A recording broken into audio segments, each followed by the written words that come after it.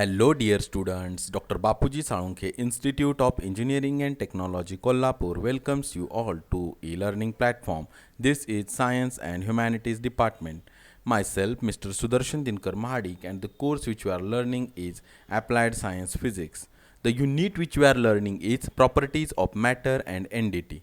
The learning outcome for our today's lecture is the predict the behavior of a given metallic wire. Okay, let's go. Dear students, stress strain diagram. Let's learn about stress strain diagram. This stress strain diagram is also we can call as the behavior of a wire under continuously increasing load. Let us see first what is this stress strain diagram. Okay. Stress strain curve is the plot of stress and strain of a material or metal on the graph. In this, the stress is plotted on y-axis and its corresponding strain is on x-axis.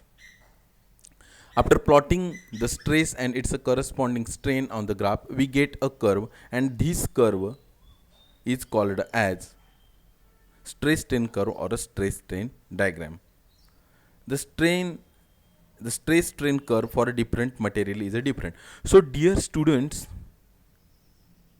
from all this description, we come to know that the stress strain curve is actually a plot or a graph on which the strain is plotted on x-axis and corresponding stress means the values of stress are plotted on a y-axis. After plotting the values of a stress and strain, we get a diagram, or we simply call it as a stress strain diagram. Okay, let us go much details into it. We are considering tensile stress and tensile strain. Why this is so? See, there are various types of a stress and various types of a strain. So to draw a stress strain diagram, we have to consider a particular type of a stress and particular type of a strain. म्हणजे stress आणि स्ट्रेनचे बरेच वेगवेगळे प्रकार आहेत, परंतु आपल्याला graph काढण्यासाठी कोणताही तरी पर्टिक्युलर स्ट्रेस आणि स्ट्रेन आपल्याला कन्सिडर करावा लागेल. आत्ता आपण आपल्या स्ट्रेस स्ट्रेन डायग्रामसाठी जो स्ट्रेस कन्सिडर करणार आहे तो आहे tensile stress, and strain corresponding असणार तो टेन्साईल स्ट्रेन असणार. Okay, so we all know that the tensile stress is corresponding to the change in the length of the body. Okay, so keep in mind this thing that we are considering tensile stress and strain to plot the stress strain diagram. A wire is subjected to increasing load step by step, means there is a rigid support and the wire is subjected from that rigid support, and we are continuously increasing the load on that wire. म्हणजे एक rigid support आहे, समजा जसं आपण terrace आहे किंवा जसं slab आहे भिंतीचा, तो जो आहे त्याच्यापासून एक वायर घेतलेली आहे आणि त्या वायरला आपण कंटिन्युअस इन्क्रीज करत चालू आहे. समजा पर्टिक्युलर आपण लोड 1 किलोग्रॅम अशा पद्धतीनं आपण त्या वायरवरचा लोड वाढवत चाललेला आहोत.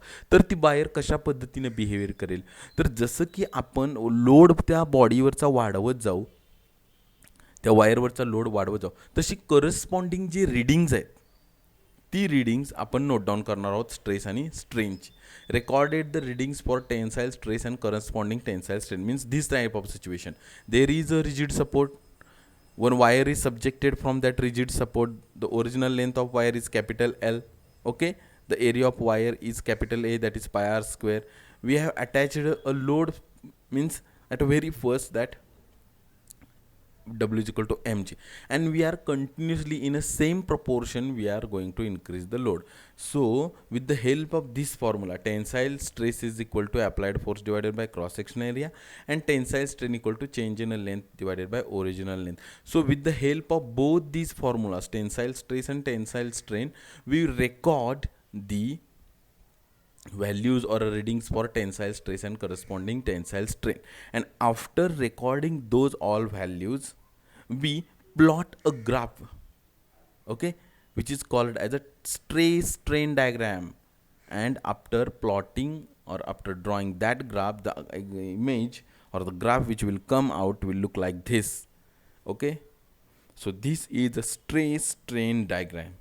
So what happens, how the wire behaves, let us see one by one. Okay, so our task in today's lecture is to explain this graph आपलं आजचं जे ध्येय आहे ती ही स्ट्रेस स्ट्रेन डायग्रॅम नेमकं काय सांगते ना हे एक्सप्लेन करायचं आहे आपल्याला. Okay, let's go.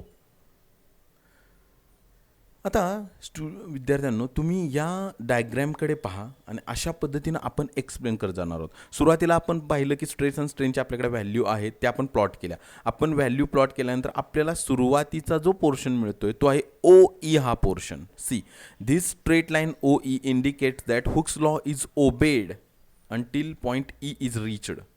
पहा, हुक्स लॉ इज ओबेड म्हणजे काय की आपल्याला स्ट्रेस स्ट्रेनच्या व्हॅल्यू मिळाल्या ते आपण पॉईंट प्लॉट करत गेलो, प्लॉट करत गेलो आपण, आणि आपल्याला सुरुवातीला ओ ही अशी एक स्ट्रेट लाईन मिळाली त्या ग्राफवर स्ट्रेस स्ट्रेनच्या, आणि मग ती आपण पॉईंट्स प्लॉट केल्यानंतर ही जी स्ट्रेट लाईन मिळाली ती आपल्याला असं सांगते, the line indicates that the Hooke's law is obeyed means what, the stress and the strain are directly proportional to each other. Means the kind of and the proportion of a change happens in a stress, the same kind and same proportion of change happens in a strain.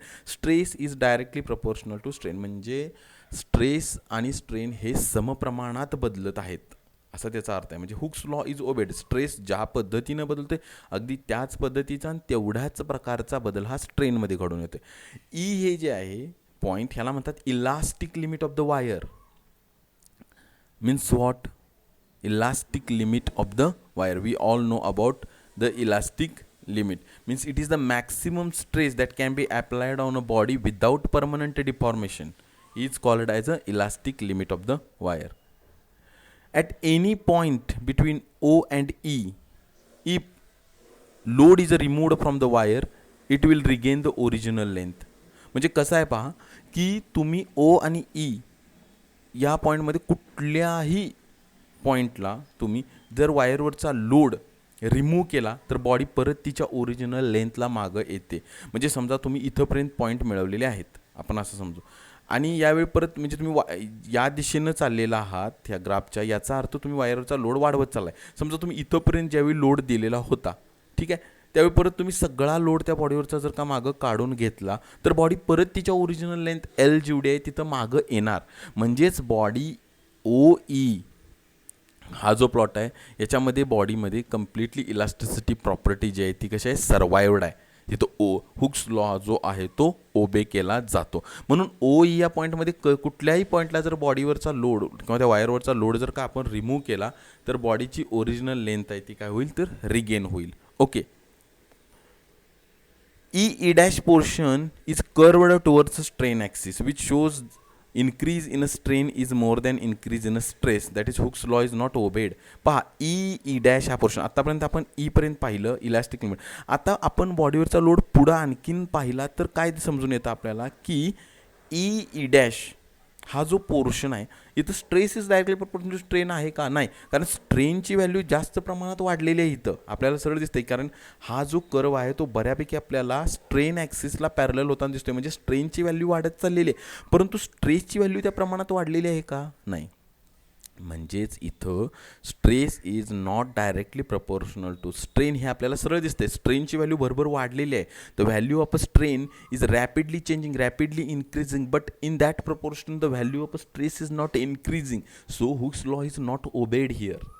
Okay, so E dash portion is actually represents that Hooke's law is not obeyed in this region. Okay, now what happens at any point between E and E dash, if all the load is removed, some permanent deformation occurs in the wire. This is called as a set point. पहा E dash मध्ये आपण पाहिले की स्ट्रेनची value जी आहे ती वाढत चालली. The value of a strain goes on increasing. If we'll remove all the load from the wire at any point between E and E dash, then what will happen? The wire will face or there will be some permanent elongation in the wire. Means body will not regain its original length if we remove a load on a body, a point anything between E and E dash. So after point E, some permanent elongation in the wire will be occur. आता बॉडीवरचा load पूर्णपणे काढून घेतल्यानंतर आपल्याला कळालं की body जी आहे ती कशा पद्धतीचा पाथ आपण जर का अनलोडिंग करत गेलो तर तिच्यामध्ये काहीतरी परमनंट डिफॉर्मेशन ऑकर होते. परत जर का आपण बॉडीवरून तो लोड जो आहे तो परत लावायला लागलो तर आता ग्राफची सुरुवात जी आहे ती इथून न होता कुठून होणार आहे, या पॉईंटपासून होणार आहे आणि ग्राफ परत अशा पद्धतीने ट्रॅव्हल करणार आहे. म्हणजे ई डॅश या पॉईंटमधून कधीही आपण त्या बॉडीवरचा लोड काढून घेतला मागं आणि परत बॉडी जर का लोडिंग करत झालो तर आता ग्राफची सुरुवात ओ या पॉईंटपासून होताना एस या पॉईंटपासून होते. Okay, so this is called as a set. At point Y, आता आपण लोड परत वाढवत चाललो आहे, आपल्याला ग्राफ अशा पद्धतीने मिळाला. आता बघाल तुम्ही तर at point Y graph becomes almost parallel to strain axis. बघा इथे तुम्हाला दिसतेच ग्राफ हा जवळपास स्ट्रेन ॲक्सिसला पॅरलल झाला आहे. म्हणजे स्ट्रेन ज्या पद्धतीने वाढतोय त्या पद्धतीनं स्ट्रेस वाढत नाही आहे. म्हणजे एक प्रकारे काय व्हायला लागलेलं आहे की बॉडीची लेंथ जी आहे, इन्क्रीज इन लेंथ ती वाढायला लागलेली आहे. पहा, बॉडीची जी इन्क्रीज लेंथ आहे ती वाढायला लागली आणि त्याला आपण प्लास्टिक फ्लो असं म्हणतो. Means after point Y graph becomes almost parallel to strain axis without significant, म्हणजे कन्सिडरेबल चेंज स्ट्रेसमध्ये न होता बॉडीचा जो ग्राफ जो आहे तो स्ट्रेन ॲक्सिसला ऑलमोस्ट पॅरलल झाला आहे. म्हणून पॉईंट वाय जो आहे त्याला आपण काय म्हणतो, यील्ड पॉईंट म्हणतो आणि करस्पॉन्डिंग स्ट्रेस आहे त्याला आपण म्हणत असतो यील्ड स्ट्रेस. पहा, यील्ड स्ट्रेस जर का आपण इथं अशा पद्धतीने प्लॉट केलं तर त्याला म्हणतात यील्ड स्ट्रेस. आता पॉईंट वाय नंतर नेमकं काय घडतं की त्यानंतर तुम्ही बॉडीवर जसा असा लोड लावत जाल तशी ती बॉडीचं इलॉंगेशन वाढत जाणार आहे. ती बॉडी प्लास्टिकच होत जाणार आहे. मग तिच्यावरचा लोड तुम्ही काढून घेतला मागं बॉडीवरचा तर आता बॉडी ती प्लास्टिकच राहिली, तिची परत ओरिजिनल लेंथला वगैरे येणारच नाही आहे ती बॉडी, म्हणून ती प्लास्टिक फ्लो होत राहिला त्या बॉडीमध्ये. If load is increased further strain increases without increase in the stress. Due to this wire becomes thin and thin. आपण तेच सांगत आहोत की इथं बॉडी ज्या पद्धतीनं आपण पाहतोय की जसा जसा लोड लावतो बॉडी जास्तीत जास्त थिन होत जाणार. ती वायर जी आहे the wire will become thin and thin if you go on increasing the load on the body and the point at which the wire breaks. शेवटी बॉडी थिन होत गेल्यानंतर तिची रेडियस एकदम कमी होत गेल्यानंतर कुठल्या तरी एका पर्टिक्युलर पॉईंटला बॉडीची नेक तयार होते, ती एकदम थिन झालेली असते आणि त्यामुळे त्या पर्टिक्युलर पॉईंटला बॉडी आहे ती ब्रेक होते. The stress at which body breaks is called as a breaking stress. Okay, the maximum stress that wire can bear without breaking is called as a ultimate stress. आता आपल्याला या ठिकाणी पाहतोय बघा आपण की हा एक अल्टिमेट स्ट्रेस आहे डी. म्हणजे काय, हा तो मॅक्सिमम स्ट्रेस आहे जो बॉडी सहन करू शकते, जो बॉडी बिअर करू शकते. The body can sustain, body can be safe without breaking. Means the maximum stress that body can bear without breaking is called as a ultimate stress D. म्हणजे जास्तीत जास्त किती स्ट्रेस ती बॉडी सहन करू शकते न तुटता ती बॉडी मॅक्सिमम किती स्ट्रेस सहन करू शकते त्या स्ट्रेसला म्हणतात ultimate stress D. Okay, so this is an explanation to this stress strain diagram. Okay, now what is ultimate stress? The ultimate stress is a ratio of maximum stress the specimen can withstand to initial cross sectional area. हे पहा, ultimate stress means what, it is a ratio of maximum stress the specimen can withstand to initial cross sectional area. म्हणजे ultimate stress हा असा ratio आहे कशाचा, तर ती body, specimen means body on which you are experimenting, ती body maximum किती strain सहन करू शकते न तुटता divided by initial cross sectional, त्या बॉडीचा क्रॉस सेक्शनल एरिया किती होता तो. वर्किंग स्ट्रेस म्हणजे working stress is a ratio of maximum stress the specimen is actually subjected to initial cross sectional area. पहा, त्या बॉडीवर मॅक्सिमम किती लोड लावलेला आहे ॲक्च्युअली, म्हणजे तुम्ही वर्क करत असताना त्या बॉडीवर ॲक्च्युअली किती लोड लावलेला आहे डिवायडेड बाय त्याचा क्रॉस सेक्शनल एरिया, सुरुवातीचा initial original cross sectional area. हा जो रेशियो आहे याला आपण म्हणत असतो working stress. So these two definitions are very very important as far as examinations and your understanding is considered. Okay. Now factor of safety. Factor of safety is a ratio of ultimate stress to working stress. The ratio of ultimate stress to working stress is called as a factor of safety. The factor of safety must be greater than 1. Factor of safety हा कधीही 1 पेक्षा मोठाच पाहिजे. For example बघा काय actually the maximum capacity of the lift is up to 10 persons but instructed only for 5 persons. म्हणजे एखाद्या लिफ्टमधून 10 माणसंसुद्धा जाऊ शकतात, परंतु त्या लिफ्टवर काय लिहिलेलं